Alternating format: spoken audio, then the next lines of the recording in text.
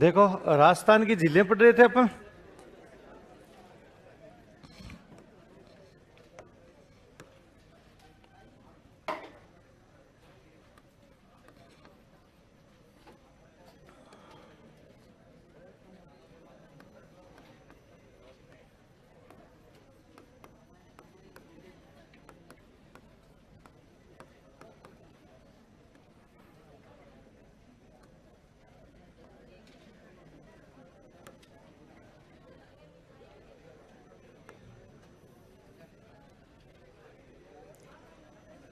और खारे पानी की झीलें इसमें अपन ने दो पढ़ी थी।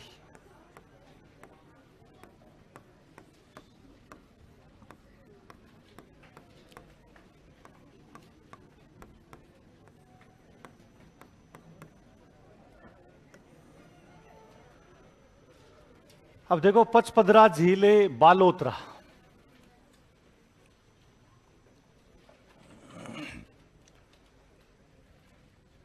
पहले बाड़मेर में थी, अब कहां पर है? बालो।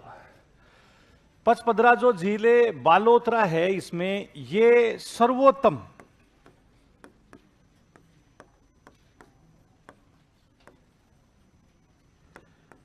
खारे पानी की झील है, क्योंकि इस झील के नमक में 98% सोडियम क्लोराइड की मात्रा पाई जाती है। कि 98% है, यानी वो किसकी मात्रा पाई जाती है? Sodium chloride. जबकि जो महासागरीय जल होता है उसमें 75% ही होता है। महासागरीय जल होता है उसमें सोडियम क्लोराइड है, यानी उसकी मात्रा है, यानी वो 75%। और इसमें कितनी है? 98। इसलिए सर्वोत्तम नमक वाली झील कह सकते हैं, सर्वोत्तम खारे पानी की झील ये कह सकते हैं। यहां पर सबसे पहले पंचा भील ने नमक बनाया था।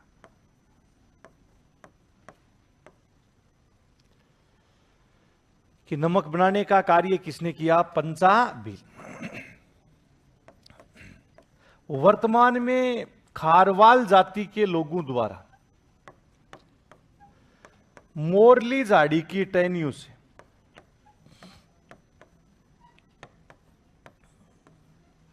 कौन सी झाड़ी हो गई? मोरली। कि मोरली झाड़ी की जो टहनियां है, यानी इससे स्फटिक नमक बनाया जाता।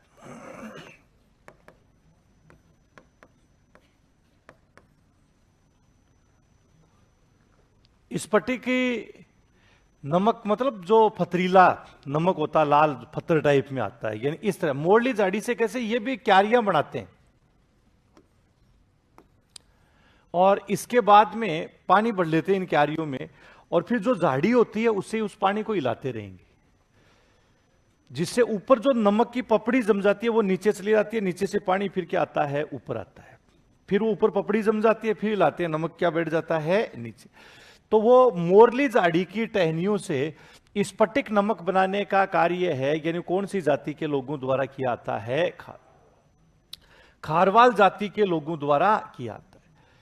तो पहले इसमें लिखो आप पचपदरा जिला।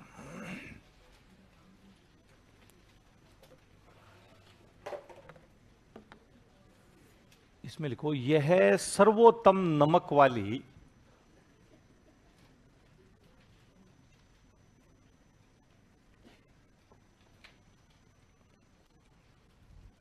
सर्वोत्तम नमक वाली खारे पानी की झील है।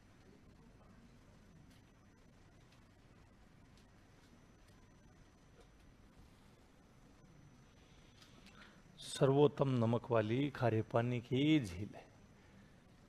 इस झील के नमक में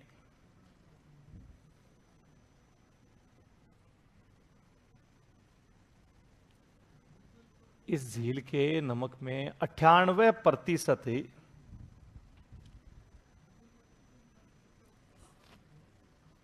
98% सोडियम क्लोराइड की मात्रा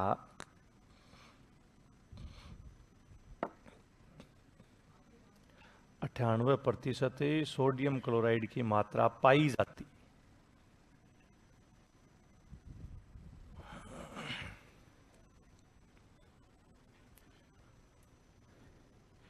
यहां सर्वप्रथम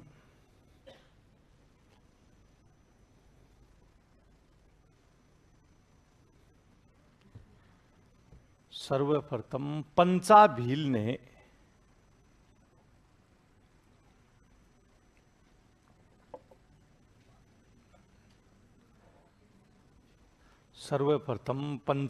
ने नमक बनाया।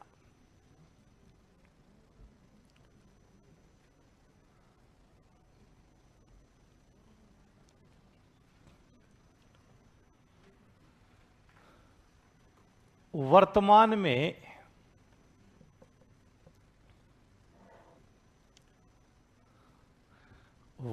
में खारवाल जाति के लोगों द्वारा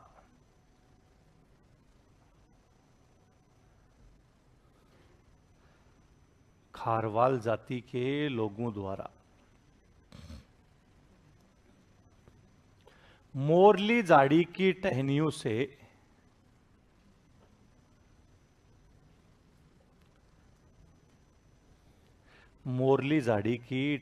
से स्फटिक नमक बनाया जाता है। मोरली झाड़ी की टहनियों से स्फटिक नमक बनाया जाता है।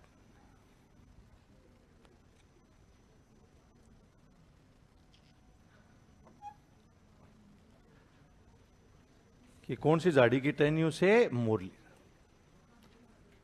स्फटिक जो नमक है ये तैयार किया जाता है मोरली झाड़ी की टहनी। हालांकि वर्तमान में यहां से नमक नहीं बनता है, रिफाइनरी लग गई इसके क्षेत्र में, और रिफाइनरी की वजह से, यानी जो ग्रीन कॉरिडोर बेल्ट के अंतर्गत ये क्षेत्र आता है, तो इसकी वजह से यहां पर नमक बनने का कार्य बंद कर दिया गया। पहले यही रिफाइनरी दूसरी जगह लगने वाली थी, बायतून 2013 है ना, उसमें ये रिफाइनरी जो पचपदरा राजस्थान रिफाइनरी है, ये बायतू में लगने वाली थी। उस समय यूपीए की सरकार हुआ करती थी और ये कर्नल सोनाराम जी केंद्रीय मंत्री हुआ करते थे। डायरेक्ट सरकार में अच्छी खासी पहुंच थी, तो रिफाइनरी लेकर के आए बाड़मेर के कौन से क्षेत्र में? बायतू। उस समय अशोक जी मुख्यमंत्री हुआ करते थे, तो वो अशोक जी से ऊपर निकल गए। अशोक जी ऐसी चीजें बर्दाश्त थोड़ी करते हैं, वो तरीके से निपटाते हैं, ऐसे नहीं निपटाते हैं ना। हाँ, अब भी देखो कितने को निपटाएंगे इस बार, देखो है कईयों का नंबर आना है। तो अब वहां पर बायतू में देखो कि तो ये चुपचाप पेनी नजर से देखते रहे कर्नल साहब को। कर्नल साहब ने जैसे प्रस्तावित करवाई बायतू में, तो कर्नल साहब के जितने भी रिश्तेदार थे, आसपास रहने वाले लोग थे, उन्होंने वहां जमीनें खरीद ली महंगे भाव में। लोगों से जमीनें खरीद ली और देखा रिफाइनरी लगेगी, सरकार को जमीन की आवश्यकता होगी, अच्छे महंगे दामों पे अपन देंगे। ये सारा काम कर लिया। अभी कुछ समय बाद में रिफाइनरी का उद्घाटन होने वाला था, लेकिन उद्घाटन से कुछ समय पहले, चंद समय पहले, सीएम साहब का दिल्ली दौरा होता है। और जब जब भी सीएम साहब का दिल्ली दौरा होता है, तो लोगों की नजरें कुछ अलग प्रकार की होती। जैसे जब वापस आए तो पता चला कि बायतू में रिफाइनरी लगेगी नहीं, रिफाइनरी लगेगी अब वे पचबदरा में। अगले दिन हेडलाइन छपती अखबारों में मोटे अक्षरों में, यानी जो बायतू वाली रिफाइनरी है अब होगी पचबदरा। कर्नल साहब के जो भी इर्द गिर्द रहने वाले लोग थे, सारे के सारे एकदम से आसमान में थे, धरातल पे आ गए। सब जमीनें खरीद ली थी ना, आज भी पड़ी है, तुम में से कई होंगे बायतू के। और ऐसा तर्क दिया उसमें कि वो तर्क सही भी था। ये ऐसे नहीं निपटाते हैं, सोच समझ के निपटाते हैं। पहले पूरा कमजोर पक्ष, अशोक जी है ना, पूरा कमजोर पक्ष से मजबूत पक्ष देख करके अगले को क्या है लिटा देते हैं। वहां बायतू में एक्चुअल में अगर सरकार रिफाइनरी लगाती, तो पहली बात तो हमारी राजस्थान पहली, पूरे देश की पहली ये रिफाइनरी है जिसमें राज्य सरकार का साझेदारी। बाकी हमारे देश में जितनी भी 20-25 रिफाइनरियां हैं, एक में भी किसी भी राज्य की हिस्सेदारी नहीं। ये पहली रिफाइनरी है जिसमें 26% हिस्सेदारी किसकी है? राज्य सरकार। पढ़ोगे तो पता चलेगा, इसलिए हर चीज पढ़नी चाहिए ना। हर चीज तुम व्हाट्सएप यूनिवर्सिटी पे ये या यूट्यूब पे देखते हो, उनमें नहीं है, पढ़ोगे हर चीज। तो पहली रिफाइनरी है जिसमें राज्य की हिस्सेदारी। और कैसे दिमाग लगाया सीएम साहब ने, जाकर के कहा कि अगर बाई तुम्हें अपन लगाएंगे तो खर्चा बहुत होगा, पचबदरा में लगाएंगे तो खर्चा नहीं होगा। कि क्यों नहीं होगा? क्योंकि वहां पर जमीन हमारी खुद की है। जहां नमक बन रहा है, कौन सी जाति के लोग हैं? खारवा। इनको 100 साल के लिए जमीन लीज पे दी गई थी, 100 वर्ष के लिए। अंग्रेजों के शासन काल में दे दी गई थी इनको लीज पे कि आप नमक बनाओ और वो 100 वर्ष इनके पूरे हो गए। लीज पूरी होने के बाद में सरकार अपनी जगह वापस से ले लेती। तो ये हो गया। तो तर्क ये कि इससे ये जमीन किसकी रहेगी? सरकार। तो इसलिए यहां पर अपन लगाएंगे तो जमीन के पैसे नहीं देने पड़े। फिर अपन इन्वेस्टर्स को बुलाएंगे। इन्वेस्टर्स यहां पर जैसे ही रिफाइनरी लगाने के लिए राजी होगा तो साफ कह देंगे राज्य की इसमें इक्विटी होगी, साझेदारी होगी। तो ये आला कमान की बात समझ में आएगी। बात तो सही, लेकिन क्या इन खारवाल, ये भी तो वोट बैंक है, इनको कैसे खुश करेंगे? तो जादूगर ने कहा मैं जादूगर हूं रे ना, अपने आप हेड करूंगा, चिंता मत करो तुम, है ना, चिंता करने की तुम्हें जरूरत ही नहीं है ना। और खारवाल लोगों के पास में जाकर के उनको कह दिया कि तुम चिंता मत करो, तुम्हें दूसरी जगह जगह दे दी जाएगी, दूसरी जगह अलॉटमेंट करवा देंगे तुम्हें। खारवाल खुश हो गए, जादूगर पे विश्वास तो करी थे। अब आगे सरकार बदल गई, सरकार बदल गई तो बेचारी अन्याय किसके साथ हुआ? खारवाल लोगों के पास साथ में अन्याय हुआ। ये बिना नमक वाले हो गए, खेती करना शुरू कर दिया, जो जमीन बची है उसमें। भाजपा सरकार में इनकी कोई सुनवाई हुई नहीं। और जब रिफाइनरी का मुद्दा वापस से उठा, आधारशिला नींव वगैरह रख दी गई थी, जो वापस मुद्दा उठा रिफाइनरी का, 4-5 साल तो सुनवाई नहीं की सरकार ने। और मुद्दा उठा तो 2018 में वापस आनन फानन में मोदी जी आते हैं कि हम क्या करेंगे, अब रिफाइनरी की आधारशिला रखेंगे। क्या रखेंगे? आधार। फिर चेत गए सीएम साहब कि आधारशिला तो रखी हुई है, काम करोगे? हाँ, बार बार आधारशिला रखने से क्या पड़ेगा? आधारशिला तो नहीं, तो हमारी भरी हुई है, तुम करो। तो फिर बुद्धिजीवी हो जाता है, अब पलट देता है पासे को एकदम से यहाँ। तो फिर मोदी जी ने वापस मामले को निपटाया और उद्घाटन करने के लिए आए कि काम कार्य क्या किया जाता है, शुभारंभ किया। संयोगवाद 2019 में वापस इनकी सरकार आ गई। आते ये पहुंच गए कि साहब 5 साल निकाल दिए हमने। हाँ, आप क्या टके गए थे वो याद करो। हमारा तो नमक उद्योग ही बंद पड़ा है, कैसे 5 साल गुजारा किया है। तो चिंता मत करो, तुम्हारा टाइम पे लेट लूंगा मैं।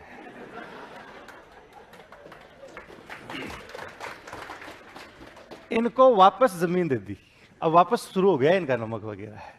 खारवाल जाते और रिफाइनरी का लगभग काम भी कंप्लीट हो गया। रिफाइनरी है ना, जो 24 में इसका उद्घाटन हो जाएगा, अपने काम ये क्या है शुरू हो। तो पहली रिफाइनरी है जो राज्य की, जिसमें राज्य सरकार की हिस्सेदारी, पूरे देश की पहली रिफाइनरी होगी जिसमें राज्य सरकार की 26% हिस्सेदारी होगी। मतलब अपने को अच्छा खासा रोजगार मिलेगा उससे। तो ये इस वजह से इनका रिफाइनरी की वजह से नमक उद्योग बंद हो गया था। अब इनको वापस क्या है, दूसरी जगह जमीन है, यानी वो वापस दी गई है। तो इस पचबदरा झील की बात अपन ये, तो पचबदरा झील वर्तमान में कौन सी जगह आती है? बालोद।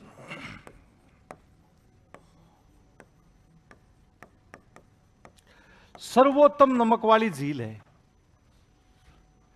किसी समय जो कहा जाता था कि कहा नहीं जाता था, अपने जो टाटा नमक आता था ना, इस टाटा नमक पे बाकायदा इसका एडवर्टाइजमेंट ऐसे होता था, पचबदरा झील का ट्रिपल रिफाइंड नमक। पचबदरा झील है, उसका ट्रिपल रिफाइंड नमक है, इस नाम से उसको यही प्रचार के रूप में उतारा जाता था। ऐसे ही जो आप देख रहे हैं कि यहां पर जो झील है, कौन सी झील है? सांबर झील। खारे पानी की कौन सी झील हो गई? सांबर। सांबर। और ये जैसे डीडवाना झील है, डीडवाना भी कौन से पानी की झील है? डीडवाना झील खारे पानी की, और खालडा भी बोल देते हैं इसको। वेटलैंड में प्रस्तावित है, यानी उसमें इसको शामिल किया गया। इसके बाद अगला जैसे बीकानेर है, यानी इसमें एक झील आती है, कौन सी होगी? लोणकरणसर झील। लोणकरणसर जो झील है ये बीकानेर में, इससे बहुत कम नमक का उत्पादन होता है, ज्यादा नहीं होता है, यानी बहुत ही कम नमक का उत्पादन होता है, जिसको वहां के लोग ही चाट जाते हैं, बाहर भेजते ही नहीं है। कितने लोणकरणसर के?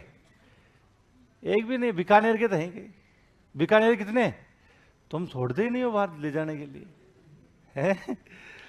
तो बहुत ही कम नमक का क्या है, यानी यहां पर उत्पादन हो रहा है। कौन सी झील है? लूणकर, जिसकी स्थानीय क्षेत्र में ही क्या होती है, यही खपत हो जाती है। अभी जो 44 वेटलैंड्स आते हैं उसमें सूर सागर झील आपके बीकानेर में है, हाँ, वाला ही मीठे पानी की है, और देव की कुंड है, या इनको उन 44 में शामिल किया गया। लूणकरणसर को शामिल नहीं किया गया है, यानी इसको शामिल किया जो न करके दूसरे जो झीलें हैं यानी उनको शामिल किया गया। तो अगली एक आप लिखिए लूणकरणसर झील।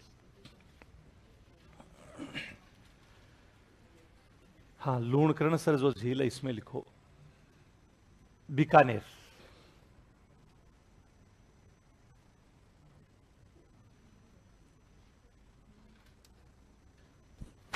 बीकानेर इसमें लिखो। इस झील से वर्तमान में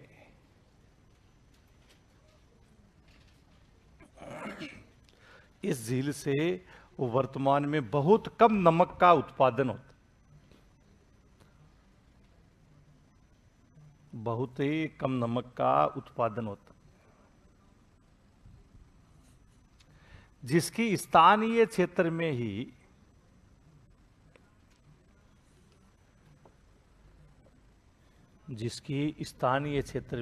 खपत हो जाती।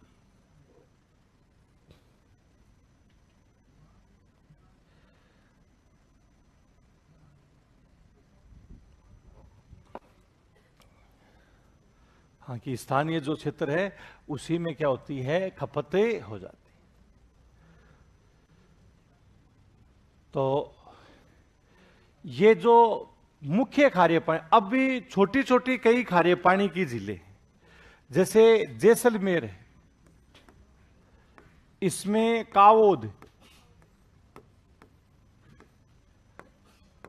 और कौन सी झील आती है? पोखरण। ये जोधपुर का जो क्षेत्र फलोदी में आ गया, यहां फलोदी और बाप, ये खारे पानी की क्या है? झील। ये कुचामन नावा,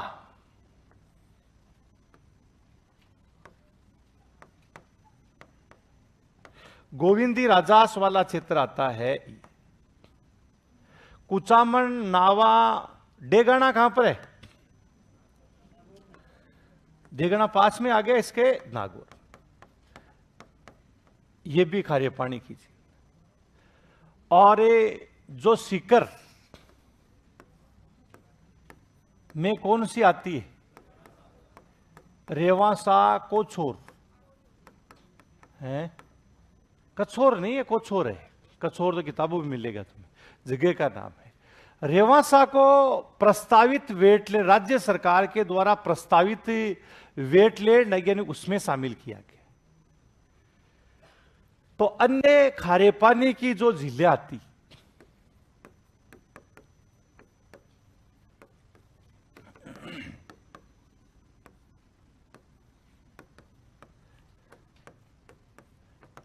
अन्य खारे पानी की जो झीलें हैं यानी उनमें अगर देखें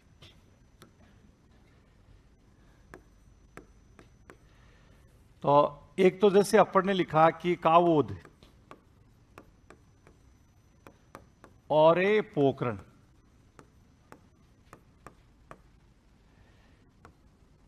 ये कहां पर है? जैसलमेर।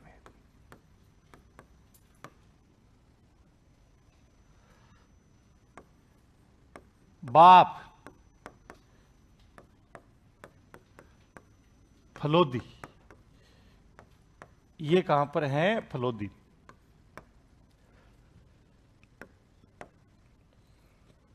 और इसके बाद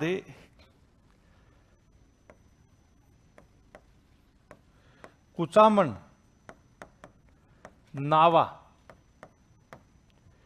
ये कहां पर है? न्यू डिस्ट्रिक्ट कौन सा हो गया? कुचामन।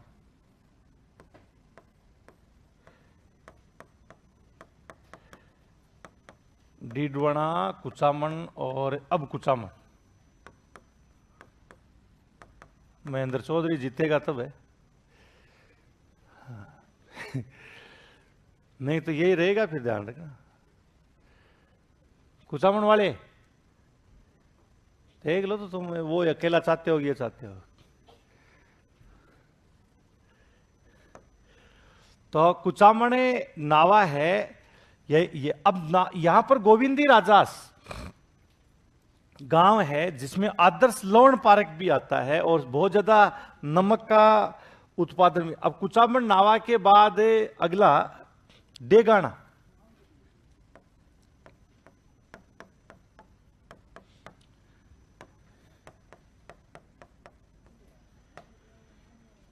डेगाना कहां पर है? नागौर।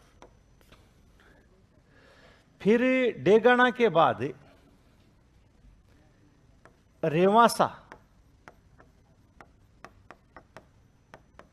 कोछोर, ये सीकर में।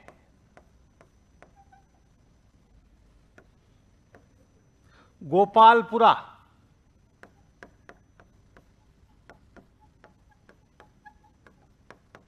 ताल छापर, कहां पर? अब सुजानगढ़।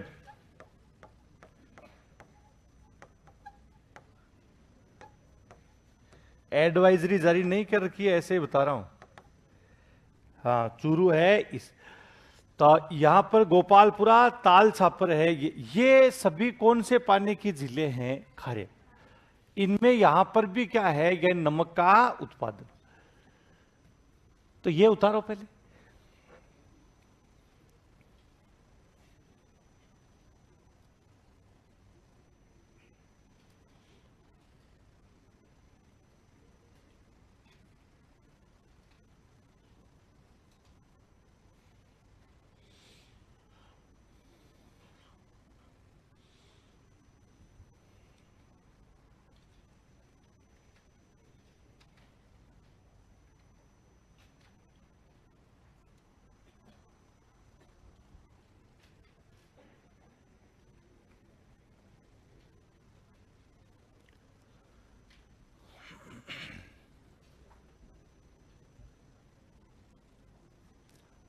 कावोदे पोखरण जैसलमेर में है। बाप फलोदी, फलोदी जोधपुर का जो क्षेत्र आता था उसे।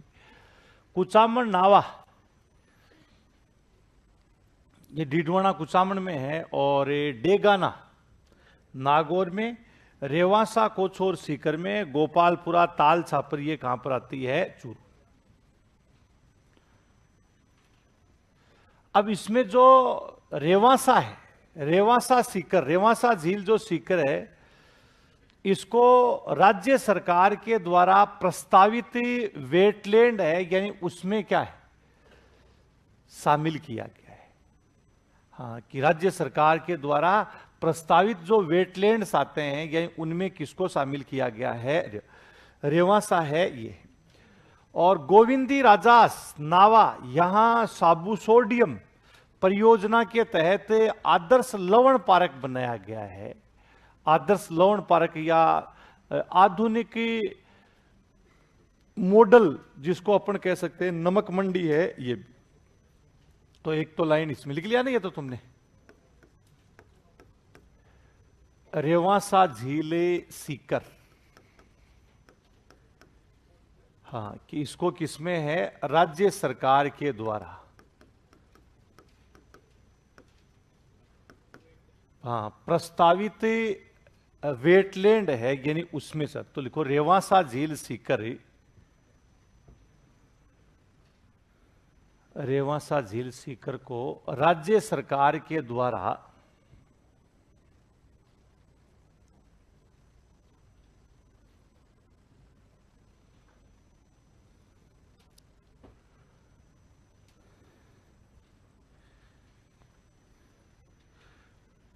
राज्य सरकार के द्वारा प्रस्तावित वेटलैंड,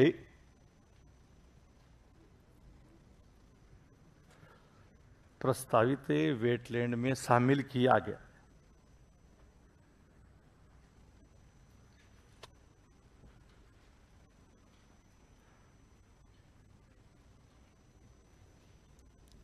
हाँ, कि प्रस्तावित जो वेटलैंड है यानी उनमें क्या किया गया है, शामिल किया गया।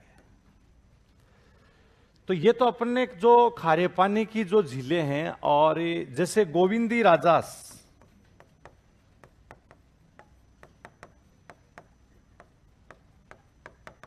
नावा, यहां पर राज्य सरकार के द्वारा आदर्श लवण पार्क स्थापित किया गया है।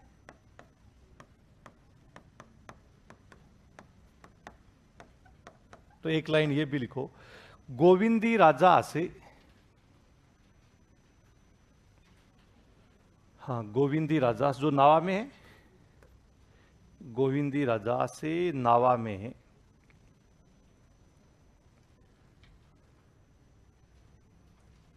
राज्य सरकार के द्वारा, राज्य सरकार के द्वारा आदर्श लवण पार्क,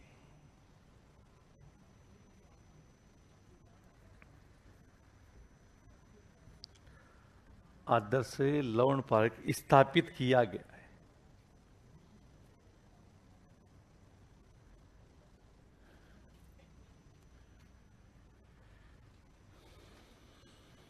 कि आदर्श जो लवण पार्क है यानी ये स्थापित किया गया है।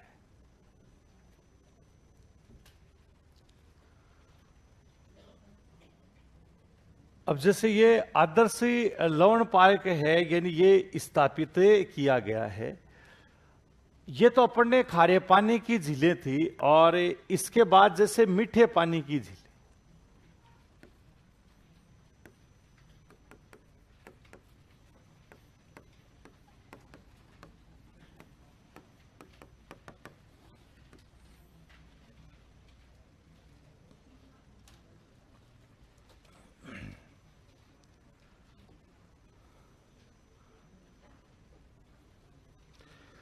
और मीठे पानी की झीलों में सबसे पहले अपन लिखते हैं जयसमंद झील।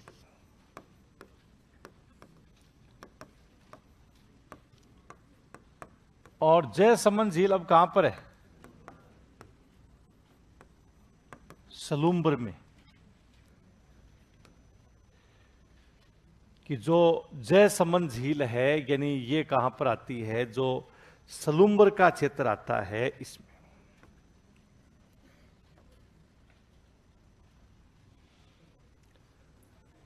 हाँ, कि जो सलूम्बर है यहां पर जयसमंद झील है।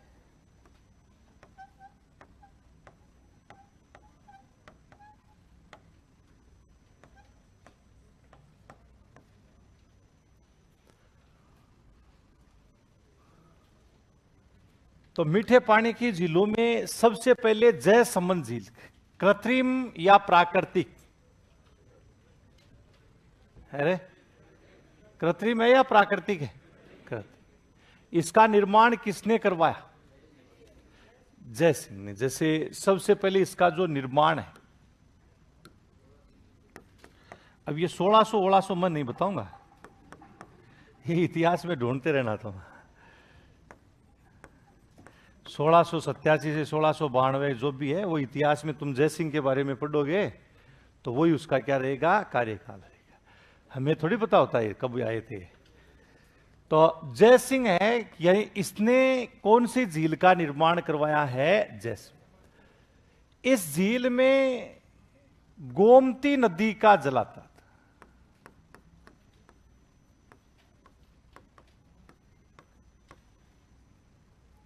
कौन सी नदी का? गोमती। अरावली से ही निकल रही है, गोमती नदी है, यानी इससे। और एक दर्रा है ढेबर, उस ढेबर दर्रे से प्रवाहित होते, अतः यही सोचा गया कि इस नदी के जल को रोका जाए, और नदी के जल को रोकने के लिए इस पर एक बड़ा बांध बना दिया गया। उस बांध का नाम ढेबर बांध ही रखा गया। क्या नाम रखा गया है? ढेबर। डॉक्टर महेंद्र, कुछ जयसमंद झील का अच्छा सा कुछ, हाँ, सुंदर नजारा, वीडियो भी मिल जाएंगे अच्छे वाले इसमें।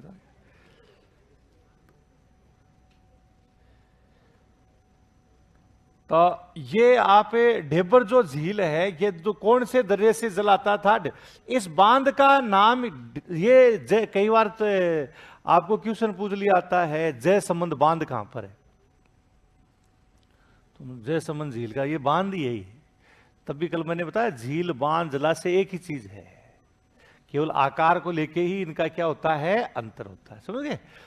तो अभी तो जो जयसमंद बांध है, ये इस पर बनाया गया। कोई मेजरमेंट बिना इंजीनियरिंग के तहत ही बनाया गया। तो ये जब देखा गया तो आकार में हमारे राजस्थान की सबसे बड़ी,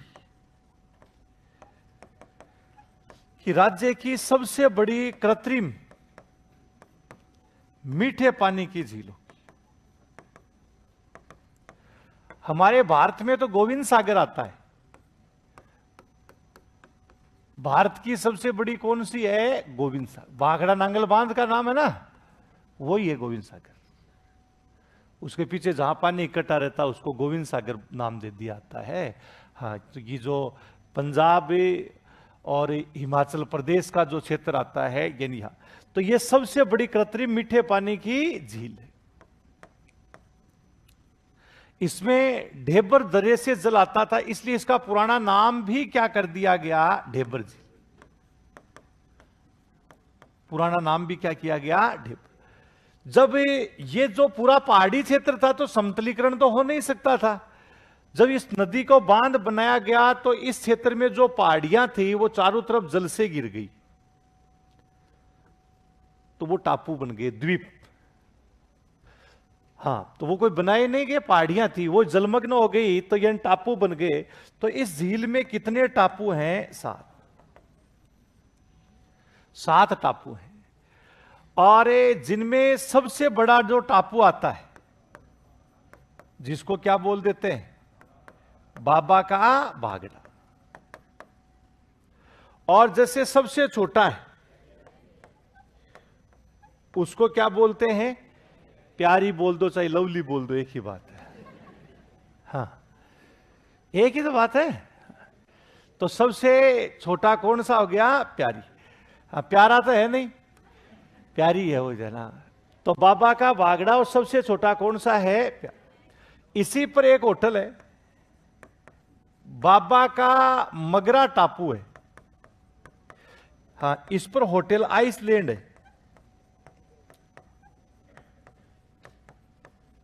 हेरिटेज होटल है ये, होटल आइसलैंड मतलब हेरिटेज होटल, जिसमें चाय 200-200 रुपए की आती है। हाँ, तो इसलिए कहीं तुम कहीं घूमने के लिए जाओ और वहां के भाई चाय पिला दे, हाँ, पता चला कि चाय पी रहे हो और बाद में 10 रुपए निकाल के दिए तुमने, बर्तन धुलवाएंगे वहां पर। तो ये होटल आइसलैंड है, हेरिटेज होटल है। ये बाबा का मगरा टापू है। इसी में 2 टापू हैं, बटवाड़ा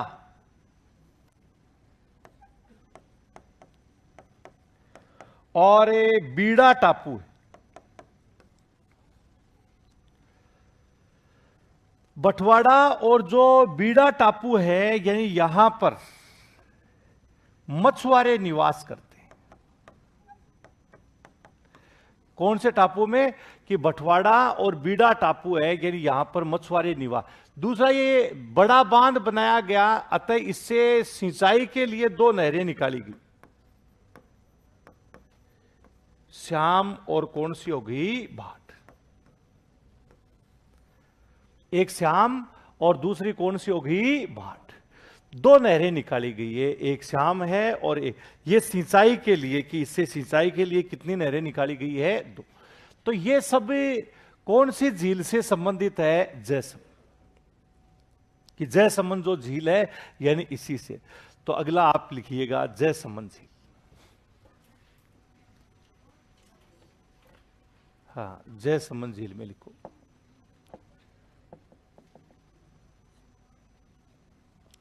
निर्माण लिख लो जय सिंह।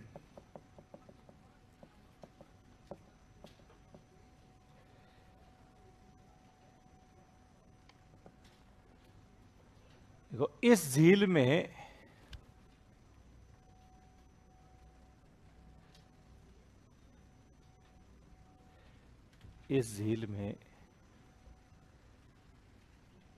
गोमती नदी का जल आता है।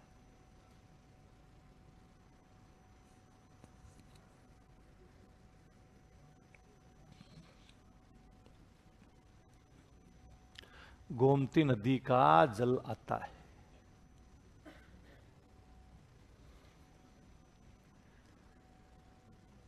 कौन सी नदी का जल आता है?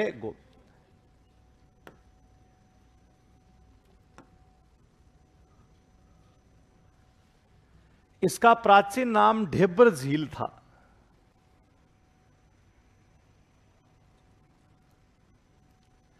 प्राचीन नाम है ढेबर झील था।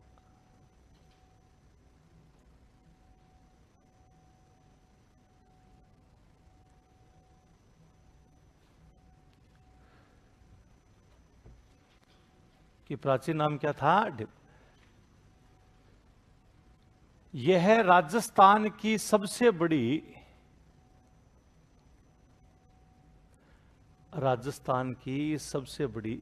कृत्रिम मीठे पानी की झील है।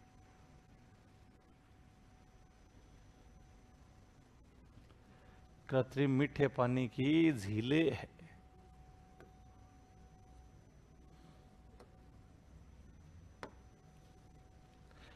देश की कौन सी है? हैं? गोविंद सागर। हिमाचल प्रदेश बागड़ा नांगल बांध आता है ना, वो उसी का पृष्ठ प्रदेश आता है। ये कृत्रिम ही है। वैसे प्राकृतिक मीठे पानी की झील वुलर झील। वुलर झील कहां पर है? जम्मू कश्मीर आता है। ये प्राकृतिक मीठे पानी की झील होती। तो अगला, हां, कि ये राजस्थान की सबसे बड़ी कृत्रिम मीठे पानी की झील है। इस झील में 7 टापू हैं।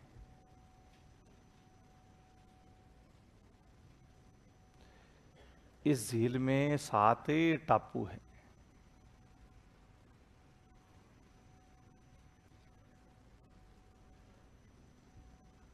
सबसे बड़ा टापू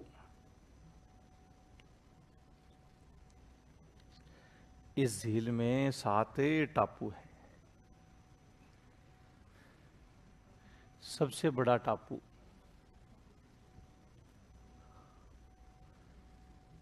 बाबा का भागड़ा,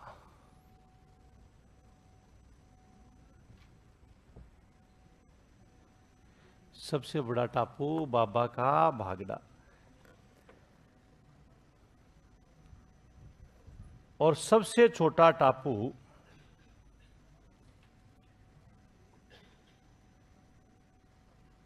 प्यारी है।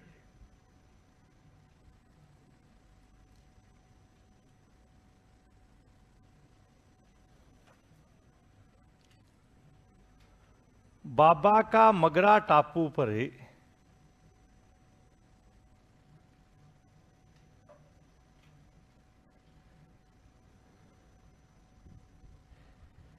बाबा का मगरा टापू पर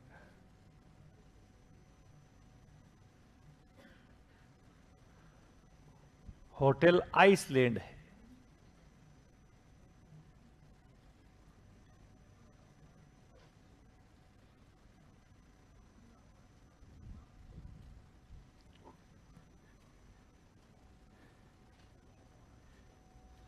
कि बाबा का मगरा टापू पर कौन सा हो गया होटल? आइसलैंड। हेरिटेज होटल है जहां, साई, हेरिटेज का मतलब साई तरीके का है।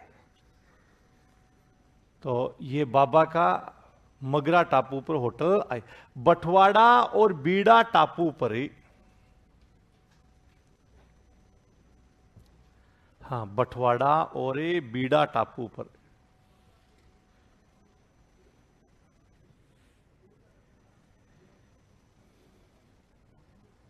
मछुआरे निवास करते।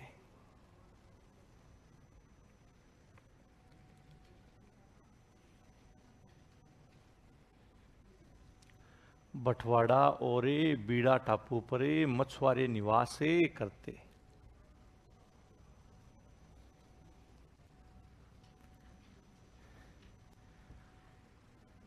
इस झील से सिंचाई के लिए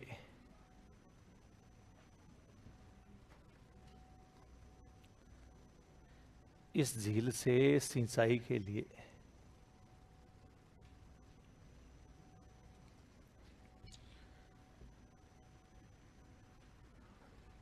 श्याम और भाट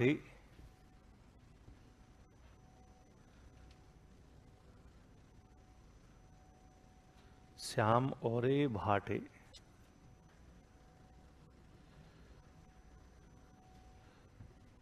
दो नहरें निकाली।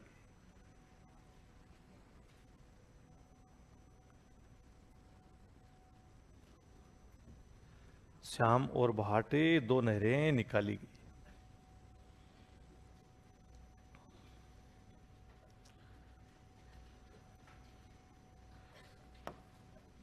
तो ये जैसे जयसमंद झील, ये बीच बीच में टापू दिख रहे हैं तुम्हें, हाँ, और ये हेरिटेज होटल है?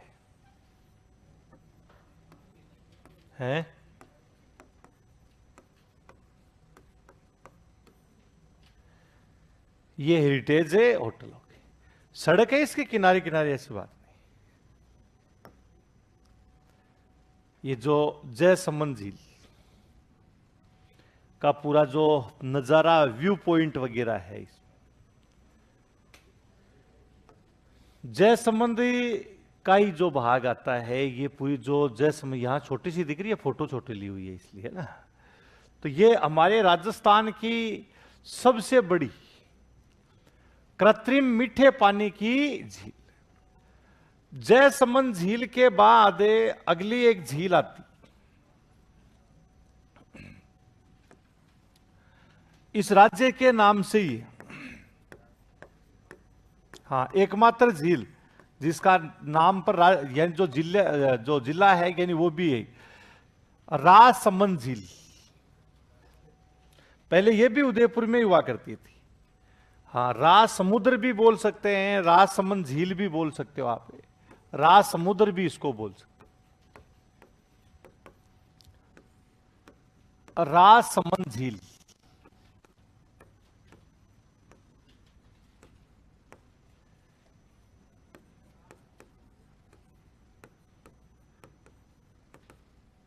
ये राजसमंद में। तो राजसमंद झील, इसका जो निर्माण है,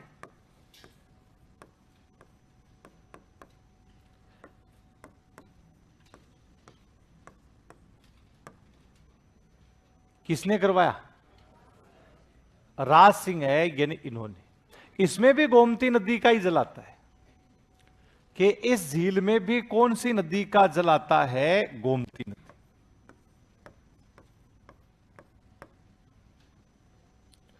कि गोमती नदी का जल आता है, और इस झील में आपकी गोमती नदी है, यानी इसका जो जल आ रहा है, इस झील का जो उत्तरी भाग है वो क्या कहलाता है? नौचौकी की पाल।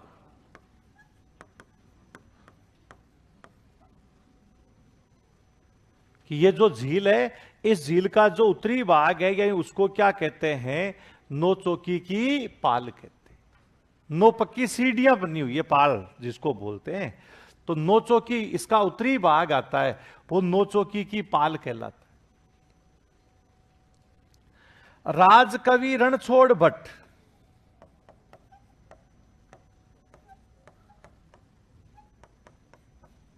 हाँ, कि राजकवि रणछोड़ भट्ट तेलंग जिसको बोल देते हैं, इन्होंने 25 संगमरमर के शिलालेख,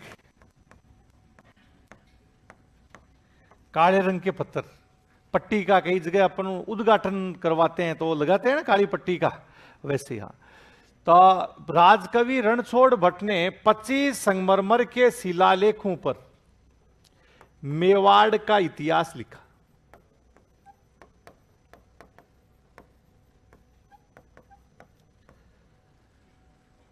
किसका इतिहास लिखा है? मेवाड़, जिसको राज प्रशस्ति कह देते हैं।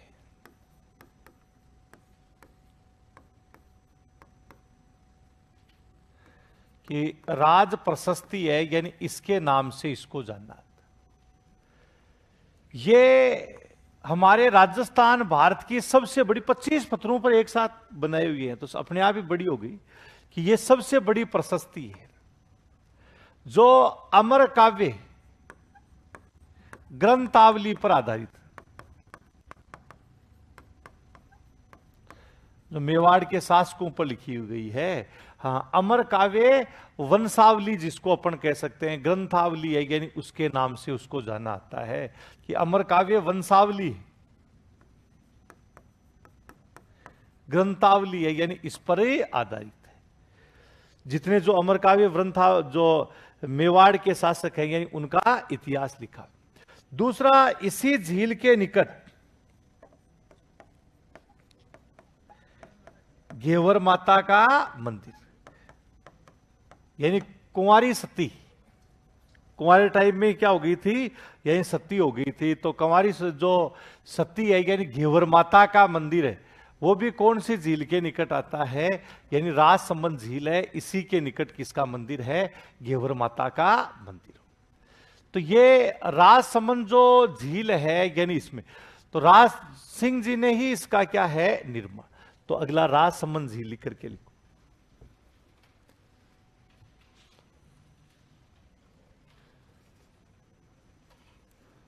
राजसमंद झील निर्माण लिखो, राज सिंह ने करो।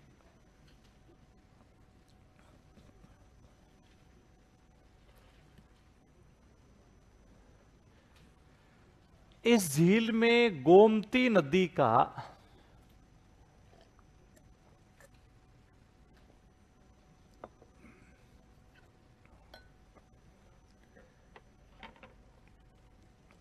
इस झील में गोमती नदी का जल आता है।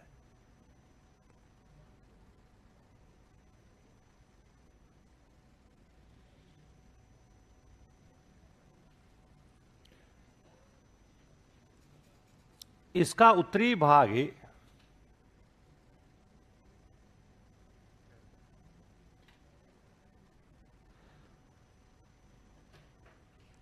इसका उत्तरी भाग है,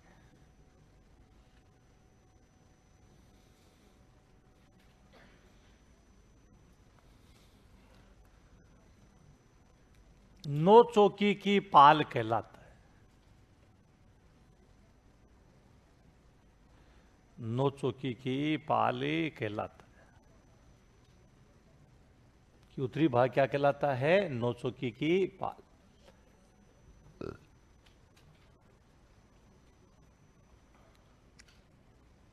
यहां राजकवि रणछोड़ भट्ट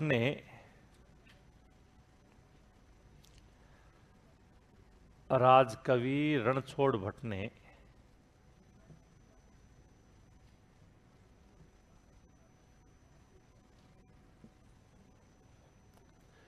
पच्चीस संगमरमर के शिलालेखों पर ही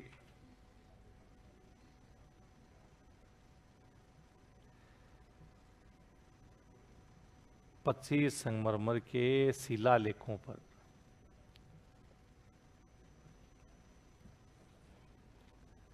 मेवाड़ का इतिहास लिखा है। ये काले रंग के थे संगमरमर भी, है ना। मेवाड़ का इतिहास लिखा है। पहले कौन सी भाषा में लिखते थे? संस्कृत में लिखा। मेवाड़ का इतिहास लिखा।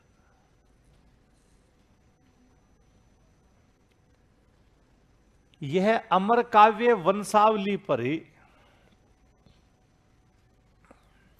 अमर काव्य वंशावली पर आधारित है।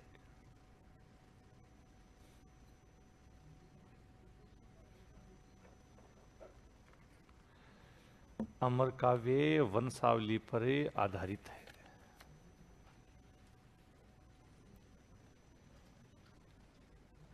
इसी झील के निकट ही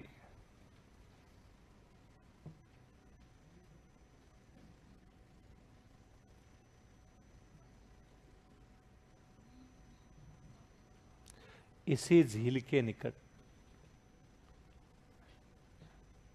घेवर माता का मंदिर है। घेवर माता का मंदिर है।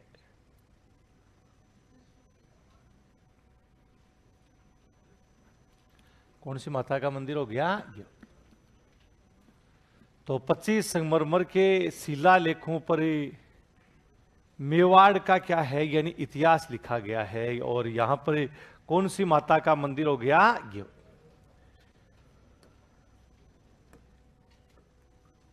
ये राजसमंद में ही है। राजसमंद में एक झील आती है यानी जो दूसरा अपन लिखे नंद संबंध झील।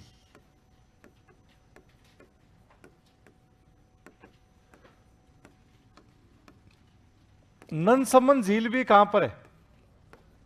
राजसमंद में ही।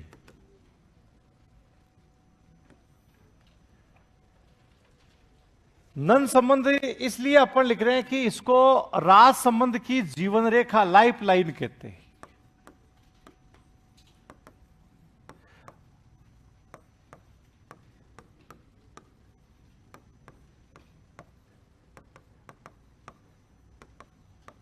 हाँ, कि जो राज संबंध को जलापूर्ति होती है वो कौन सी झील से होती है बताओ? तो राजसमंद जो झील है यानी इसकी जो अपन देखें कि राजसमंद की जो जीवन रेखा है या लाइफ लाइन है वो कौन सी झील को कहा जाता है? तो राजसमंद झील नहीं लिखनी है, कौन सी लिखनी है? नंदसमंद। अभी यहां पर जैसे राज्यावास और राघव सरोवर दो जिले हैं, उनको वेटलैंड है यानी इसके लिए अनुबंधित किया गया है। एक तो है राज्यावास,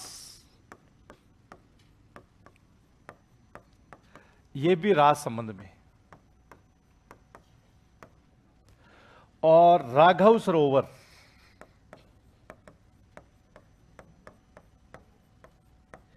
ये भी कहां पर आता है? राजसमंद। इन दोनों को किसमें शामिल किया गया है कि राज्य सरकार के द्वारा जो प्रस्तावित वेटलैंड्स आते हैं यानी उसमें अधिसूचित किया गया है। दोनों को ही, ये दोनों जो भाग आते हैं इनको राज्य सरकार के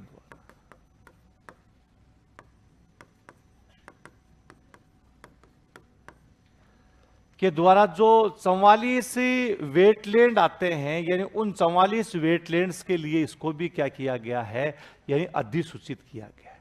हाँ, राज्य सरकार के द्वारा वेटलैंड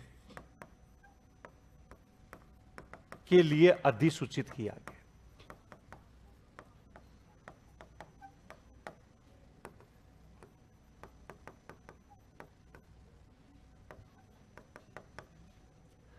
हाँ, तो ये नंद संबंध झील आती, इसको तो क्या कह दिया आता है? राजसमंद की झील।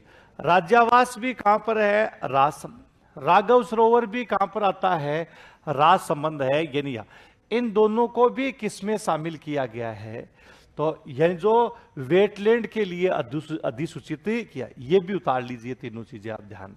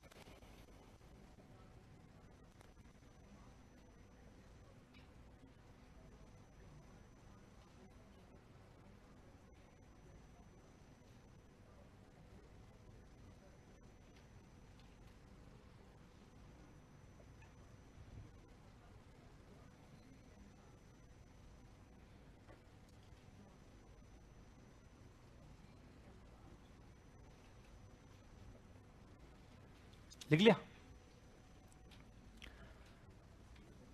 लगा दी।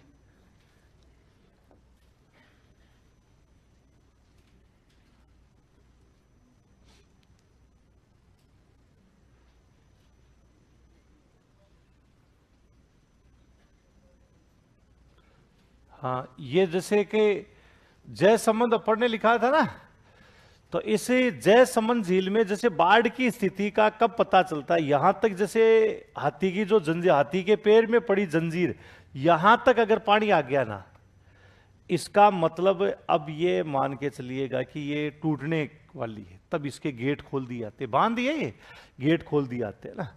तो राज संबंध इसी प्रकार से जय संबंध के साथ ही अपन देखें, राज संबंध झील सेम सी पद्धति पे ही बनाई गई है। अभी हाल ही में इसको एक चूनड़ भी उड़ाई गई थी, चूनड़ महोत्सव वगैरह है, ये किया गया था। ये इसके 9 चौकी की पाल है, 9 जो सीढ़ियां बनी हुई है, तो ऐसे 9, 1 2 3 4 5 6 ऐसे इस तरीके से बने, उसको अपन क्या है 9 चौकी की पाल है, यानी इसके नाम से भी इसको जाना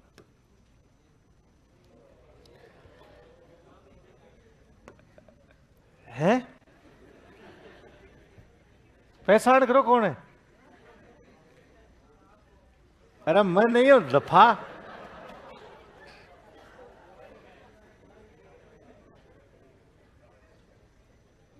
ये जो जय समन झील है उसके पास के नजारे हेरिटेज होटल के, सेलिब्रिटी है ये आलिया भट्ट है, तो साथ में कौन है? हाँ, रणवीर, उन्हीं की है वास्तव में, आलिया की रणवीर की है।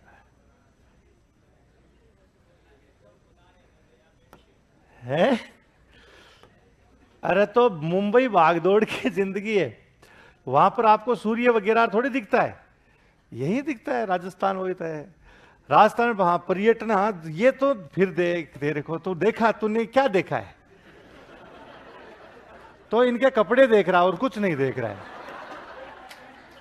हाँ, तो ये देख, ये सनसेट ये तेरे को नहीं दिख रहा, सनराइज या सनसेट ये नहीं दिख रहा। अपने लिए क्या है, अपन तो देखे हर दिन ही छींक लेते हैं, तब भी देख लेते हैं, वही तो। मुंबई में दिखता तो नहीं है, दिन में ही नहीं दिखता है, वही तो बात है ना। सही चीजें देखा कर, उल्टी चीजें मत देखा कर।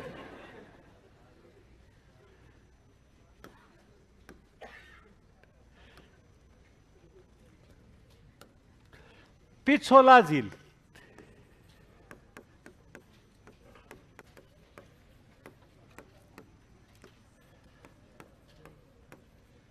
पिछोला झील है, ये कहां पर है? उदयपुर में।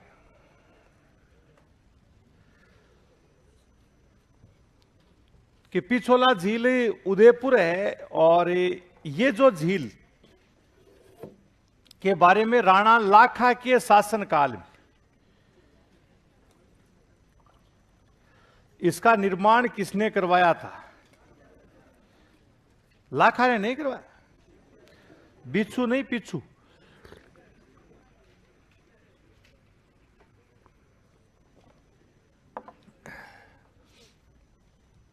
तो इसका जैसे निर्माण है,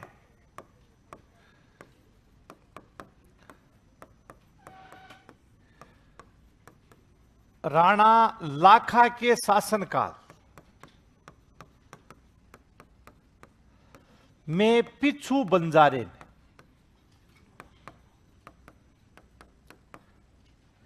अपने बैल की स्मृति में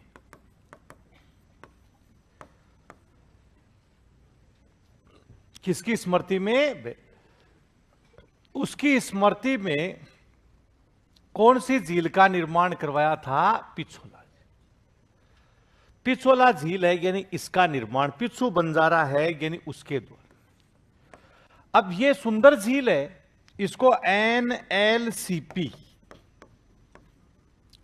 नेशनल लेक कंजर्वेशन प्रोजेक्ट जिसको अपन बोलते हैं, राष्ट्रीय झील संरक्षण परियोजना, उसमें भी इसको क्या है, यानी शामिल किया गया है। जो आगे लास्ट में आपको 5-6 झीलें आती है उनके बारे में बताऊंगा। तो उसमें इस एनएलसीपी में पिछोला झील है। इसको, इस झील में दो सुंदर महल है, जगमंदिर और कौन सा हो गया, जगनिवास। हाँ, कि जगमंदिर और कौन सा आता है, यानी जगनिवास है। यानी ये दो सुंदर महल हैं, वो कौन सी झील में, यानी जो पिछोला झील आती है, यानी इसी। अब हाल ही में शादी भी हुई है यहां पर, किसकी, राघव चड्ढा है, और हाँ परिणीति चोपड़ा है। अब वो तुम्हारे वो जीजी जीजा तो आए नहीं थे इसमें, आए थे क्या, हाँ भाई विदेशी जीजा तो आया ही नहीं था, अपने जीजा जी है यार। वो ऐसे थोड़ी, अमेरिका में तुम कभी भी जा सकते हो, कोई मनाही थोड़ी है तुम्हें। हाँ, अमेरिका में जहां पर भी एयरपोर्ट पे उतरोगे लोग पकड़े तो क्यों पकड़ रहे हो भाई, क्या किससे मिलने हैं, जीजी से मिलने हैं। प्रियंका चोपड़ा वहीं तो रहती है। हाँ हाँ हाँ, जीजी के नहीं आए, हाँ, जीजा का धमकी दे देना कि जीजा को बोल देंगे नहीं। तो ये जो जगमंदिर और जगनिवास है, यानी दो सुंदर महल, जिनको लेक पैलेस और लेक पैलेस ऑफ गार्डन है, यानी इसमें भी इनको क्या है, यानी लेक पैलेस है और लेक पैलेस ऑफ गार्डन है, यानी इसमें इनको यानी बदला गया है। ये इस झील के अंदर है, हेरिटेज होटल के रूप में ही है ये भी। और दूसरा आपको यह है कि इसी झील के निकट सिटी पैलेस, कौन सा है, सिटी। दूध तलाई भी,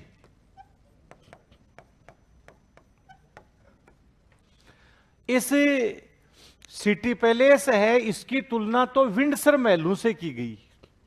एक प्रसिद्ध इतिहासकार फर्ग्यूसन है कि प्रसिद्ध इतिहासकार फर्ग्यूसन है, इसने विंडसर महलों से, विंडसर कहां पर है, कनाडा में, उन विंडसर महलों से इसकी तुलना की है, किसकी, सिटी। इसी के पास दूध तलाई, नटनी का चबूतरा भी,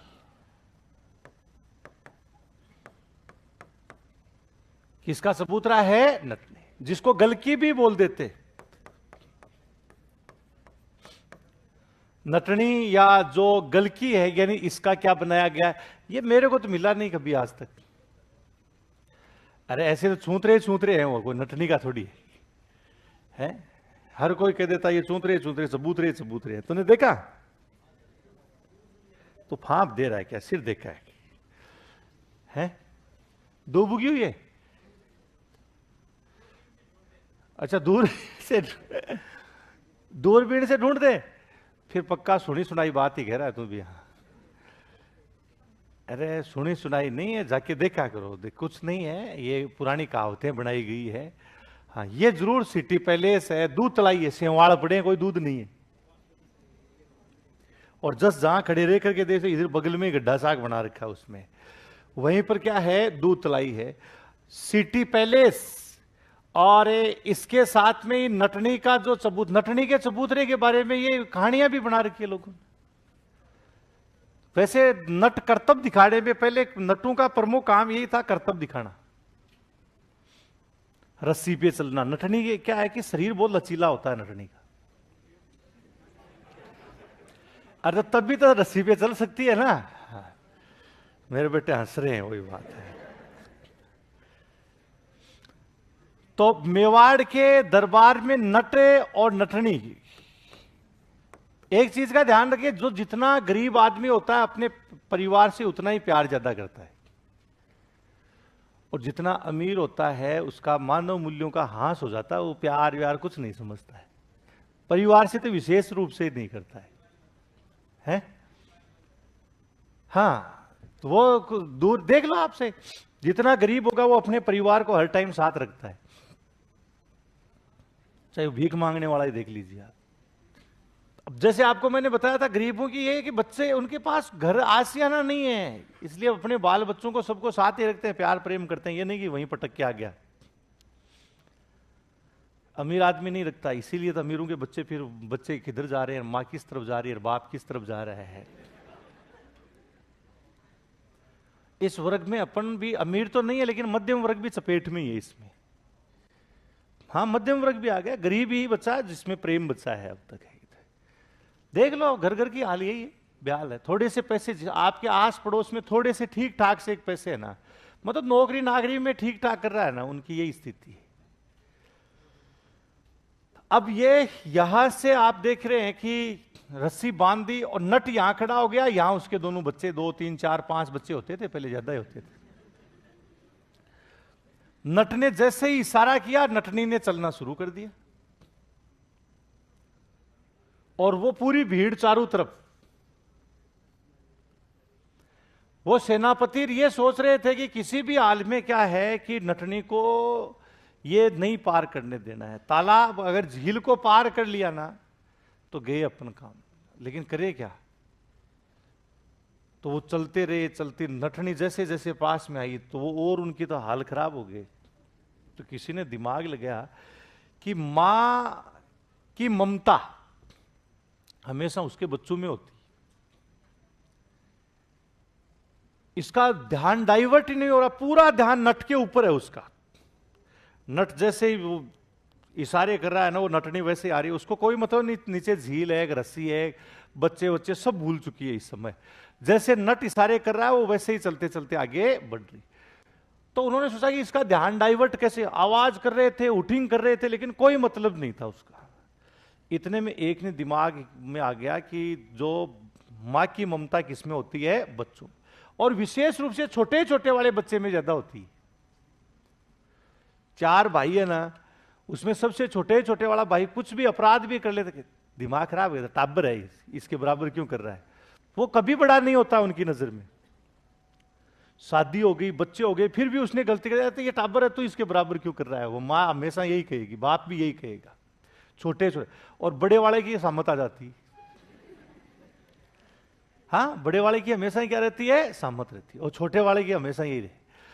अब वो सबसे छोटे वाला बच्चा था, उसके पास में एक दरबारी जाकर के उसने क्या किया, कील लगाई, कांटा, और सीधा बैठेगी, सीधा कांटा, सीधा कांटा चुभाया। वो एक तो मां की तरफ देख रहा, जैसे कांटा जो है सोरा के मैं, वो एकदम से। अब कितनी जो भीड़ क्यों ना हो, कितनी भीड़ हो, मां अपने बेटे की आवाज पहचान जाती। और जैसे मैं बोला ना, तो मां भूल गई पति को, और सीधा उधर देखा, देखते ही उसको पता तो था ही नहीं मैं रस्सी पे चल रही हूं, दड़ाम से गिर के मर गई। छल कपटी तो हुआ ना ये, ऐसे गिर के क्या है वो मर गई थी। कई जगह तुम्हें कोई कहेंगे रस्सी काट दी थी, काटने वाला का तो पता चल जाता है ना फटाफट, उसमें धीरे से करके चला गया, कोई बिच्छू खा गया होगा साहब, बिच्छू खा गया होगा, है ना। तो ये सारी जो कहानियां इसके बारे में चलती रहती है। तो ये एनएलसीपी प्रोजेक्ट है, विंडसर महलों से भी इसकी क्या, इसमें सीसारमा और भूजड़ा नदी का जल आता है।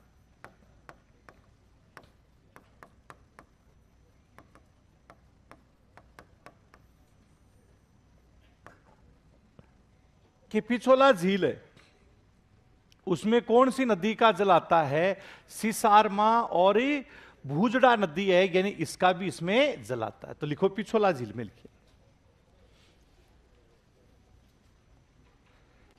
हाँ, पिछोला झील है, इसमें लिखो। इस झील का निर्माण है, इस झील का निर्माण राणा लाखा के शासन काल में,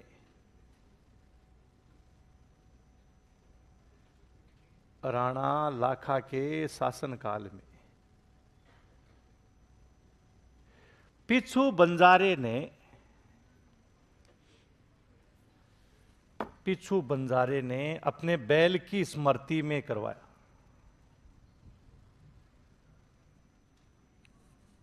बैल की स्मृति में करवाया।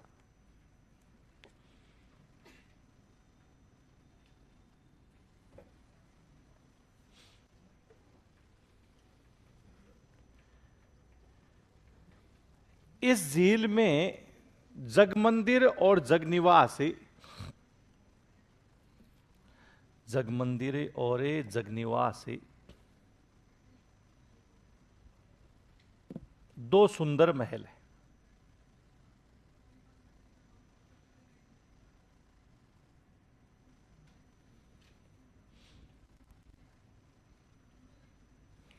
जगमंदिर और जगनिवास से दो सुंदर महल है।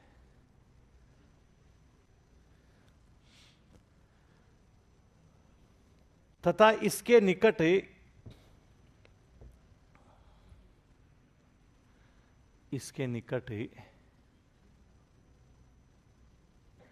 सिटी पैलेस,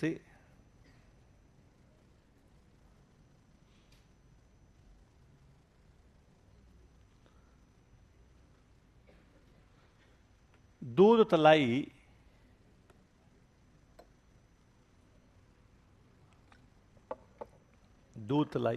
नटनी का चबूतरा,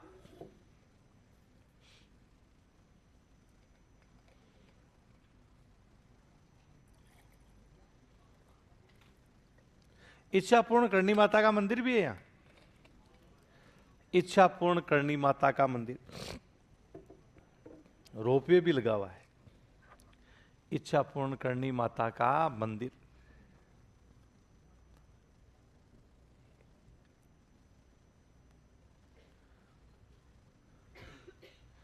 कि इच्छा पूर्ण करनी माता का मंदिर है।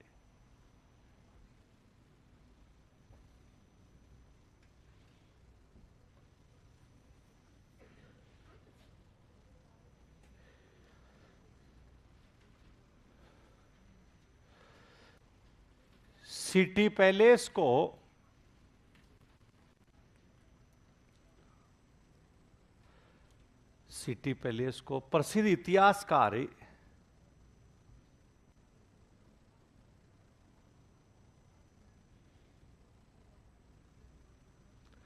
प्रसिद्ध इतिहासकार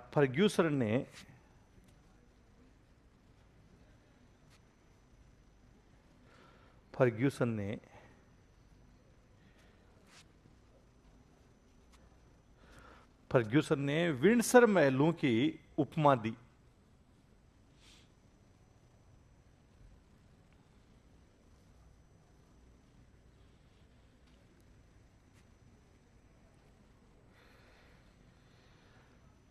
विंडसर महलों की उपमा दी।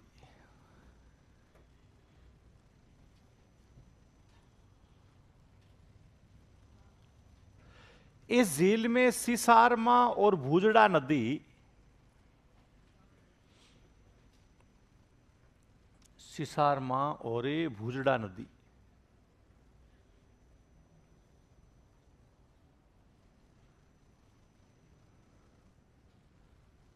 भूजड़ा नदी गिरती है।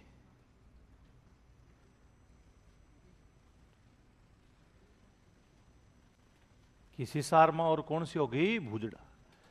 भूजड़ा नदी है, वो कौन सी झील में आकर के गिरती है? पिछोला।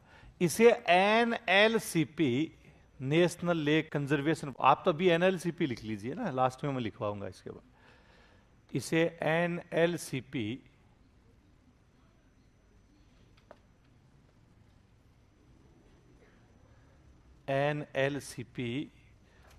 में शामिल किया गया। हाँ, जिसको नेशनल लेक कंजर्वेशन प्रोजेक्ट कह देते हैं।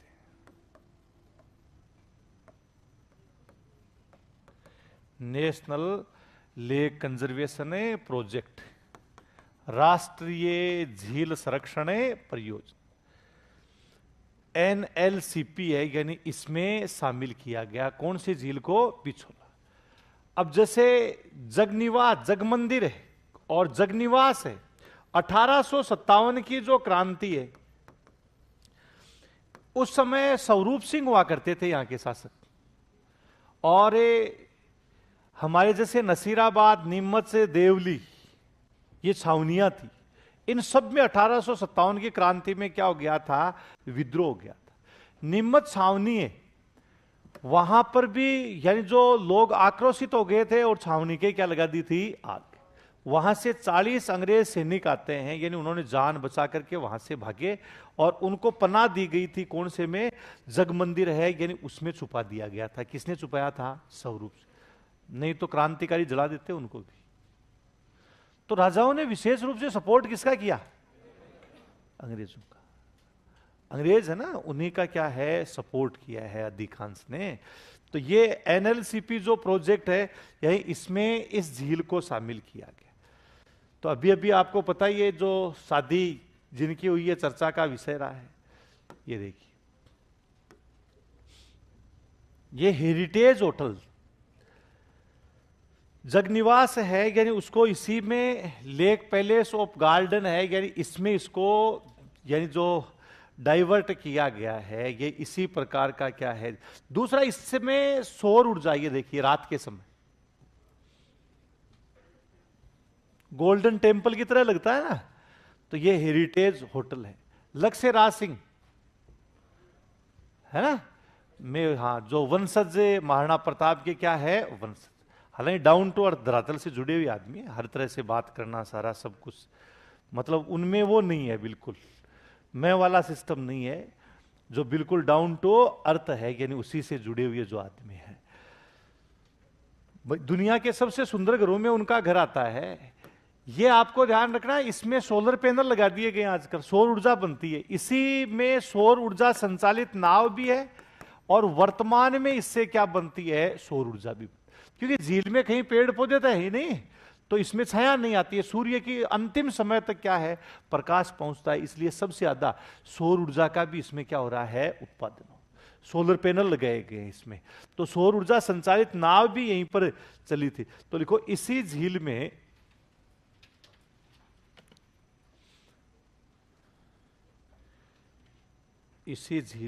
सौर ऊर्जा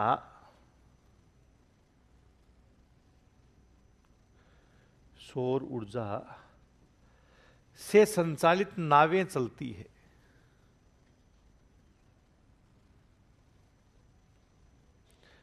सौर ऊर्जा से संचालित नावें चलती है, तथा वर्तमान में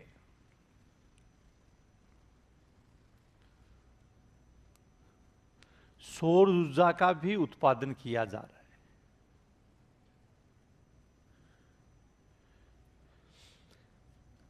सौर ऊर्जा का भी उत्पादन किया जा रहा है।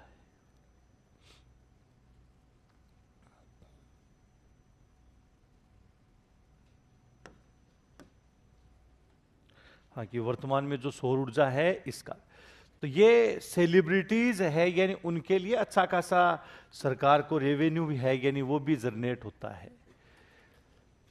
तो अभी इसके बाद जैसे साधारण परिवारों के लोग यहां शादी थोड़ी कर सकते हैं, मेहनत करके ही कर सकते हैं। इसका एक सबसे चिर परिचित उदाहरण एक यूट्यूबर है, ध्रुव राठी।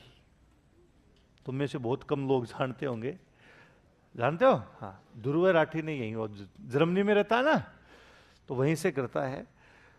और हाँ, यहां पर उसने भारतीय रीति रिवाज से भी क्या की थी शादी। वैसे क्रिश्चियन मिशनरी है, यानी वहां पर जर्मनी में भी हो गई थी उसकी शादी, लेकिन यहां पर भी उसने फिर घरवालों को भी राजी करना होता है ना, तो यहां पर इसमें शादी उसने भी की थी अपनी तरह नॉर्मल परिवार से। लेकिन आज उसने अपना एक साम्राज्य स्थापित कर कंटेंट के मामले में, बहुत शानदार कंटेंट, एक नंबर का, जो लेटेस्ट मुद्दे होते हैं उससे संबंधित जो बातें बोलता है। अगली आती है फतेह सागर झील।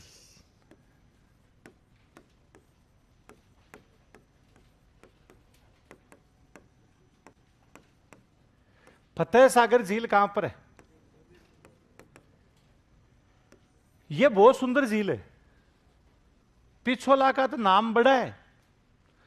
हाँ, इसमें जब भी उदयपुर जाओ, मन नहीं लगे तो इसके पास चले जाना, मन लग जाता आराम से। हरियाली हरियाली है इसके पास। हाँ, बोटिंग वगैरह चलती रहती है।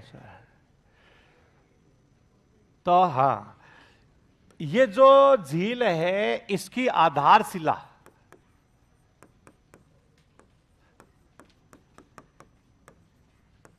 ड्यूक ऑफ कनोट कि इसकी आधारशिला किसने रखी? Duke of Connaught. निर्माण जय सिंह ने करवाया।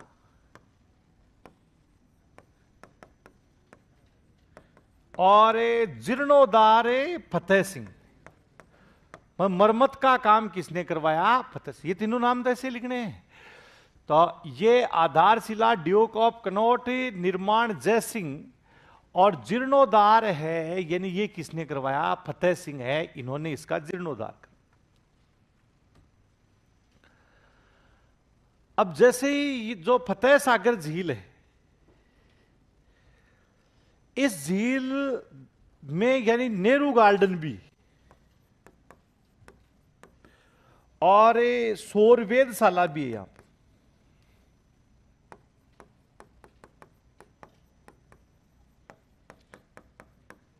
हाँ, आजादी के बाद 1975 में यहां सौर वेधशाला स्थापित की गई। और सौर वेधशाला के साथ साथ में यहां पर बेल्जियम के द्वारा एक टेलीस्कोप, दूरबीन स्थापित की गई, जो सूर्य के अध्ययन करने में सहायक है। तो लिखो, इसी झील में नेहरू गार्डन, हां, इसी झील में नेहरू गार्डन और सौर वेधशाला है। हाँ, सौर वेधशाला है। ये सौर ऊर्जा बनाने वाली है, वो जंतर मंत्र वाली जैसी सौर वेधशाला नहीं है ना। तो कई बार एग्जाम में दे भी देते हैं, फिर गलती से हटाना पड़ता है एग्जाम में से। इसके निकट, हाँ, सौर वेधशाला है। इसके निकट बेल्जियम के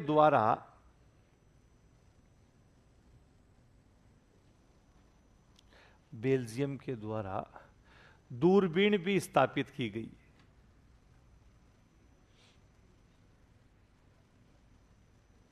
हाँ, बेल्जियम के द्वारा दूरबीन स्थापित की गई।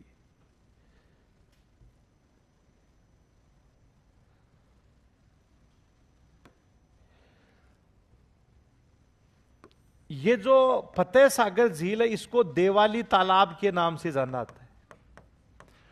और उदयपुर को पेयजल की आपूर्ति होती आता है उदयपुर की, इसको क्या बोल देते हैं? लाइफ। तो लिखो, इस झील को देवाली तालाब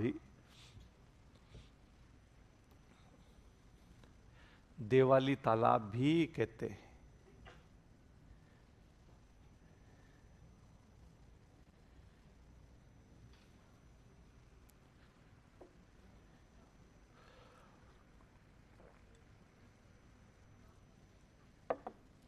इसे उदयपुर की लाइफलाइन,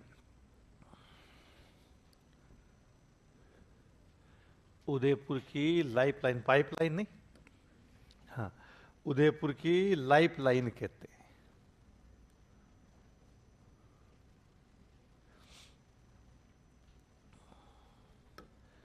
ये जैसे पूरा बोटिंग वगैरह, इसमें अच्छी खासी बोटिंग होती है। इसके पास के भी अच्छे नजारे होते हैं, है ना। ये अंदर जो नेहरू गार्डन है ना, ये भी इसके अंदर बना हुआ है आराम से आप। तो ये पूरा जो झील, कौन सी झील के बारे में है?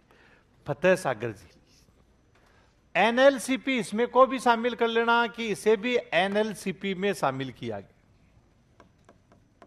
एनएलसीपी में शामिल किया गया।